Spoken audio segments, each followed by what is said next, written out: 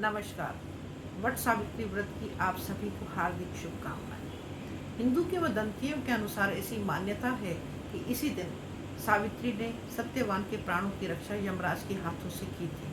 तभी से भारतीय महिलाएं इस व्रत को करती आ रही हैं और ऐसा उनका मानना है कि इस व्रत को करने से पति को लंबी आयु प्राप्त होती है और उसकी सुख समृद्धि में भी वृद्धि होती है। तो वहाँ कई बार ऐसे प्रश्न भी खड़े होते हैं कि जो महिलाएं ये व्रत नहीं करती हैं तो क्या उनके पति अल्पायु को प्राप्त होते हैं या उनको अकाल मृत्यु प्राप्त होती है या वहाँ सुख समृद्धि में कमी रहती है।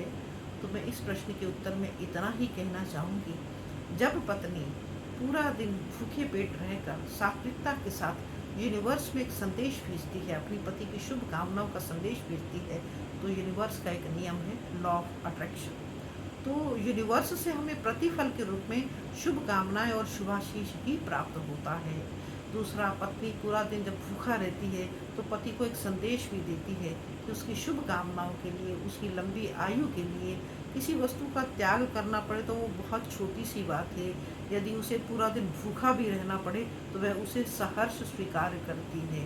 तो आज कई परिवार टूटन की कगार पर हैं। ऐसे संकट की स्थिति में जब पत्नी की तरफ से पति को यह संदेश जाता है तो प्यार भी एक नई ऊंचाई को प्राप्त करता है। इतने सुंदर मानवीय भावनाएं इस व्रत में सम्मिलित है। वहीं दूसरी ओर इस व्रत में प्रकृति प्रेम भी निहित है। प्रत्यक्ष या परोक्ष रूप से प्रकृति प्रेम भी इसमें दृष्टिगोचर होता है, क्योंकि इस व्रत में बरगद के पेड़ की पूजा की जाती है और बरगद के विषय में कहा जाता है कि 24 में से 20 घंटे यह पेड़ ऑक्सीजन देता है और सबसे अधिक कार्बन डाइऑक्साइड का अवशोषण भी करता है। और बरगद को अनश्वर कहा गया है।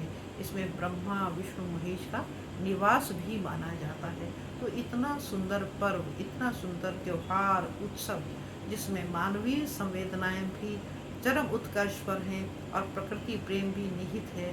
तो ऐसे व्रत की मैं आप सभी को पुनः खूब सारी शुभकामनाएं देती हूँ और बधाई देती हूँ। धन्यवाद।